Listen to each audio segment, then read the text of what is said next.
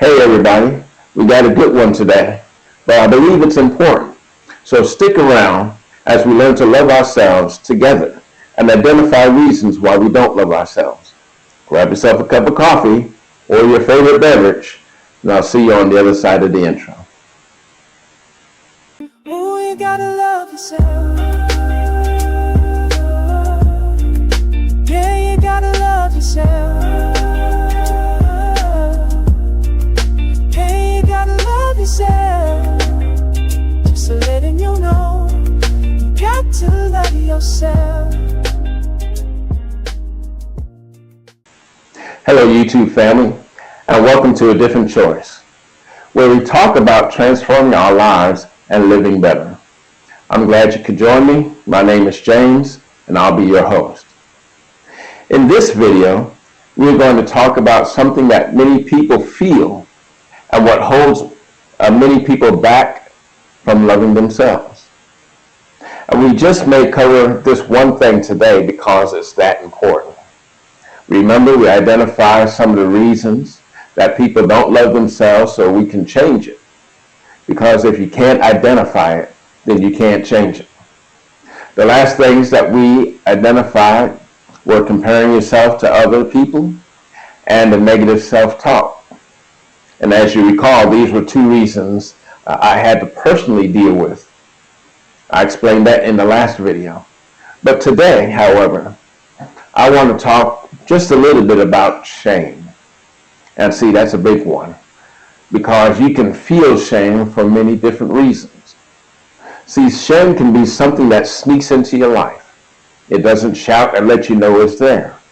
It just creeps in until one day it's whispering to you, saying something like this: something is wrong with you, or you didn't make a mistake, you are the mistake. But here's the truth. Shame is a narrative that we learn along the way of life. Remember that I said when we were born, we knew nothing?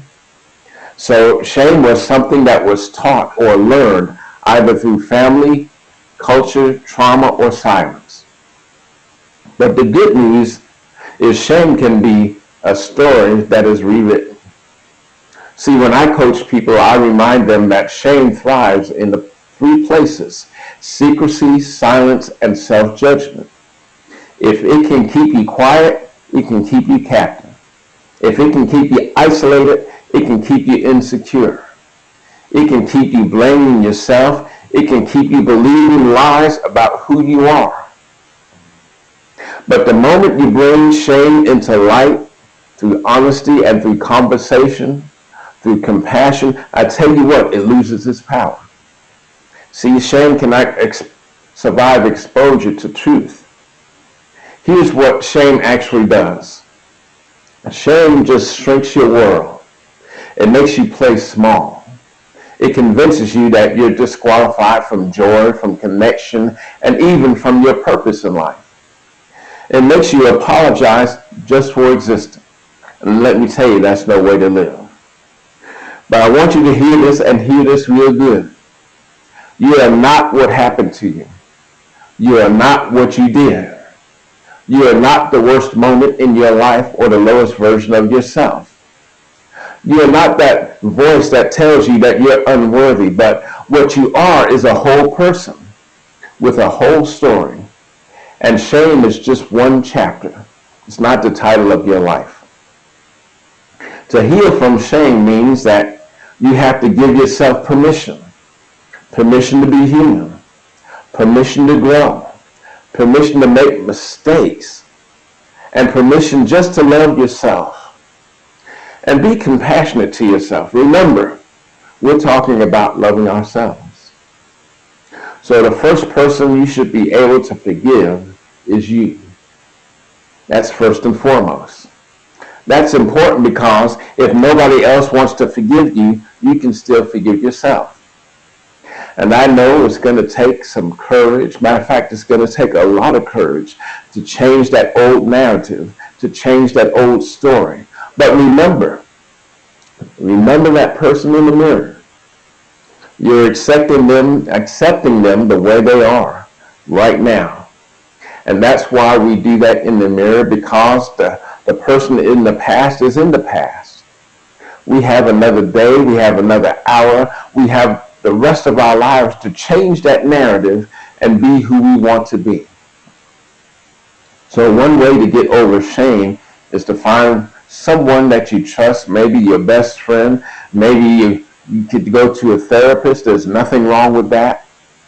And let shame out into the open. Remember, shame can't stand the truth and it can't stand the light. So let it out in the open. Because when you keep what you did or what happened to you hidden, because of shame, it's got a hold on you. It's got a grip. I mean, a real good grip on you. But when it's out in the open, then it no longer has a grip. And there's no longer any shame. There's no longer any fear there. Have you ever watched any of those detective shows? Because if you have, then you'll understand what I'm trying to say. Because when people are found out about what they did or they confess to their crime, they always say it's like a weight that was lifted off their shoulders. That's what it would be like to get rid of shame in your life and let it out in the open. But like I said, it's going to take a lot of courage to do that. But I also believe that you deserve forgiveness, you deserve compassion, you deserve love, especially from yourself. So that is something that keeps people from loving themselves.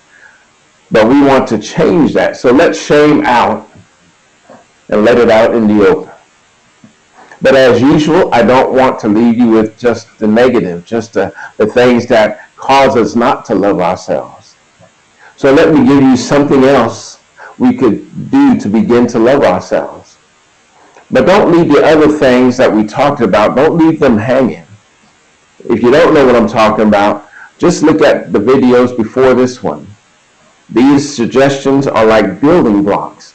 They build one on another, one on another. So keep doing these other things mentioned and then just add this one to it.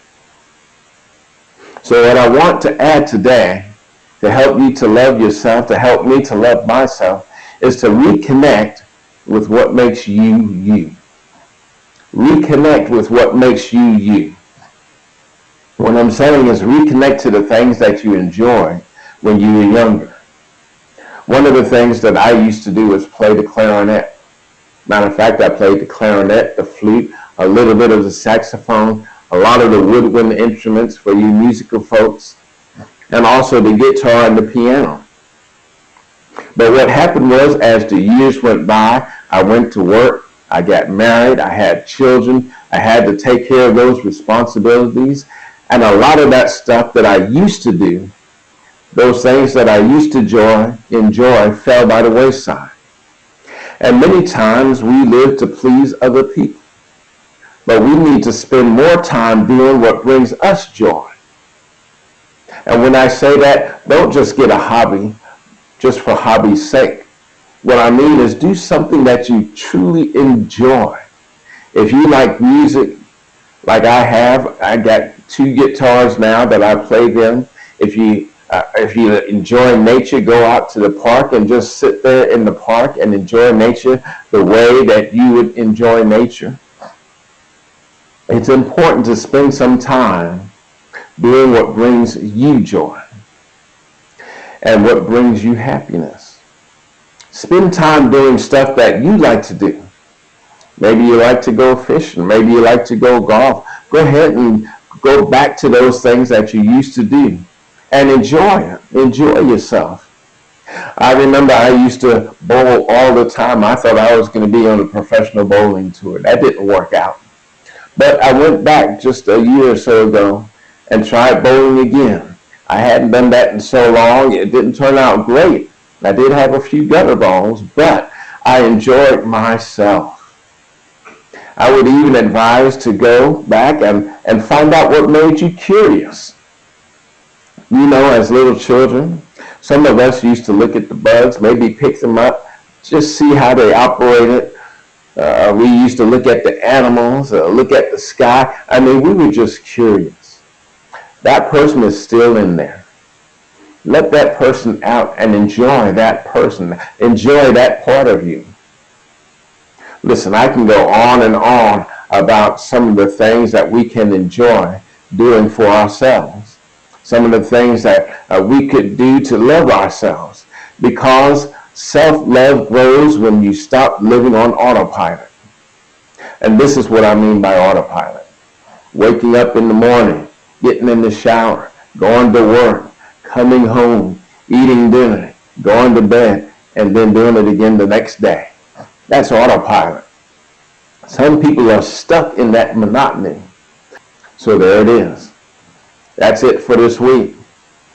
We talked about shame a little bit, maybe more extensively, but I thought it was important to do that.